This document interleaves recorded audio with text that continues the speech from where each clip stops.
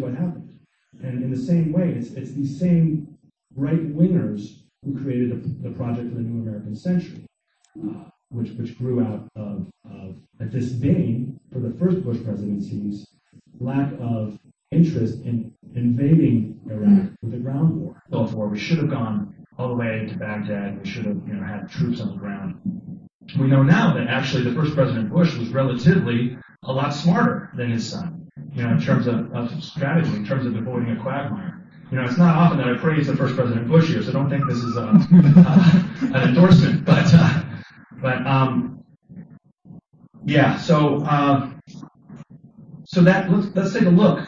I'm sure some of you know this already, but it's worth noting that in year 2000, the same neoconservatives create a statement with their Project for the New American Century group that says we need more control over Central Asia, we need more military bases, we need more military spending, we need total control over the internet, and we need weapons in space. However, in a multicultural society, in the post-Vietnam War generation, we know that the American people are not going to rubber stamp these wars for dominance, for full spectrum dominance. Therefore, and this is a direct quote, we need a catalyzing and catastrophic event on the scale of a new Pearl Harbor.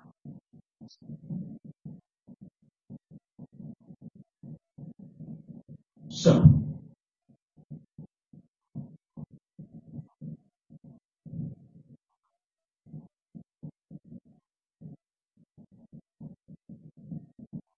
I'm going to skip talking about what you already know. You already know that Bush and Cheney have brought in a new standard that's trying to make torture basic policy. Permanent detention of Guantanamo. They trashed habeas corpus. In New York City, we know that they've trashed our protection against unreasonable search and seizure. In our city, they can now search anybody's bag at any time, and it's a clear violation of the Bill of Rights. And I know a lot of you know that. However, what really works on a speaking tour is when at this point I hold up this book and I say that there's this guy up in Portland area, named Professor Jules Boycott. And he's written a book just out now from my friends down in Oakland at AK Press. And it's an amazing book. It's almost like the Boy Scout manual for the FBI, for FBI tactics. And if you own a copy of this as an activist, you're a couple of steps ahead because you know what tactics the FBI not might use, but has used and continues to use to splinter active, living, vibrant movements for dissent and peace and truth.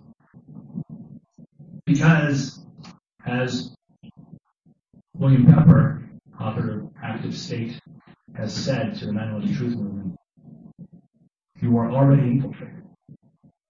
There are already people out there that are looking to absorb information and start rumor mills. One of the best examples of how the FBI goes beyond bullets. It's not just shooting us, although sometimes it is, but they go beyond direct murder, and they use more subtle, nuanced techniques, such as snitch jacketing or badge jacketing, which is when the FBI gets inside an activist group with an informant or just somebody who's on the payroll who's not even necessarily an FBI agent, but somebody who's already going to meetings maybe. And that person then starts rumors that somebody else is an agent or somebody else is an asset or an informant. Now, in my own experience, speaking personally, I've seen this happen. And, it's kind of in the nature of humanity to be a little bit gossipy sometimes. And the FBI is counting on that. The FBI is counting on the intrigue and the mystery of are they or aren't they. Well, once you own a copy of this and you've read that chapter, which is authoritatively done, well-sourced, you realize that we as activists, we have to be better activists. We have to say, hey, be careful, my friend. The next time we hear a rumor like that, say, hey, what are your sources? Have you ever heard of badge jacketing or snitch jacketing? This is not theoretical. This is just really great activist stuff. And that's why I'm on my fourth case of this book. I had to go back to Oakland a couple of times to resupply it because it's a part of the talk here. Because we're not just talking about the facts. We're also talking about what can we do. And if we do, what will they do in retaliation? There's more of us than there are of them. There's more people who care about democracy, and peace, and the First Amendment. And this country is on the verge of some major, major changes. Nobody has told me on this tour. It's almost over. I'm in that kind of cresting waves of the story. Nobody's told me you're too out there.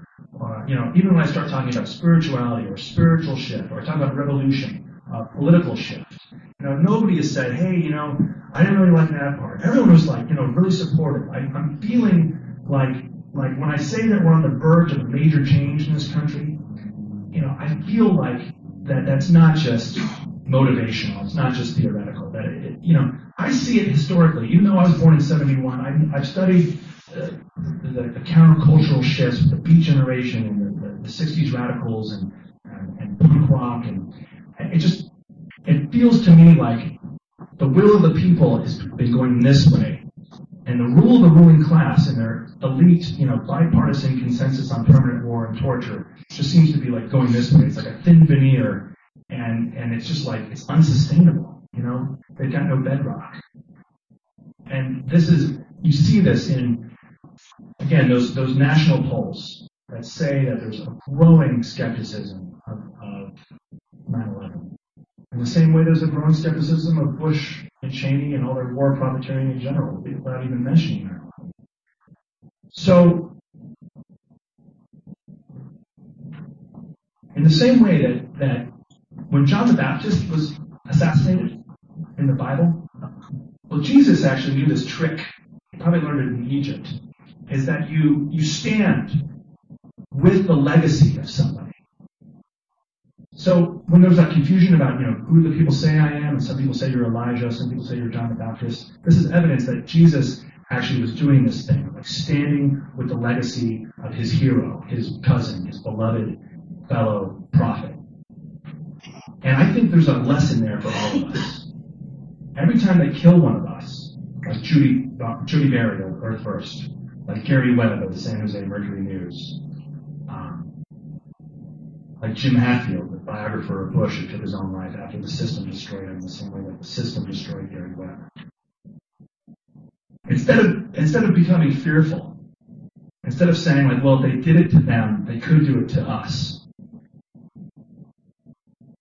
I feel there's actually something magical about being able to stand in the steps of those fellow activists. And it's a way to actually find new life and find almost a resurrection inside of this oppressive death.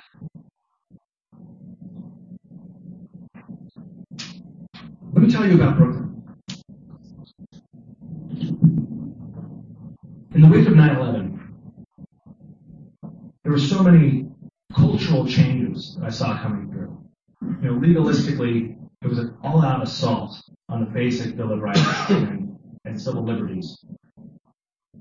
But culturally, there seemed to be a really strange shift going on. All these T-shirts pushing Bin Laden as the scapegoat, all these flags, everyone had a flag. They didn't really seem to have an appreciation of the First Amendment when they were flying that flag. At least that's where I was at in Long Island. In Long Island, you had drunken old white men trying to run down Arabic women in the parking lot or the malls, and that seemed to be a new low for me. And that, with all the Fox News on cable, and Fox News was really kind of seemed to be kind of in their new heyday, and so I thought, well, let's see. I'm a media activist, but I've always liked to do events. And so I kind of started thinking about a new company. And I started this new company called Vox Pop. And it's a fair trade coffee house in the heart of Brooklyn.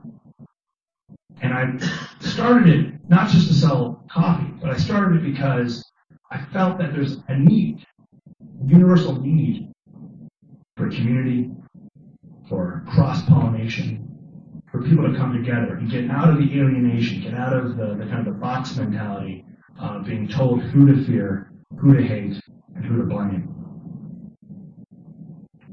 And this is a part of my theory or praxis that there is a gigantic mass movement in this country. It's across the political spectrum. It's progressives and patriots who stand together and don't like what's going on.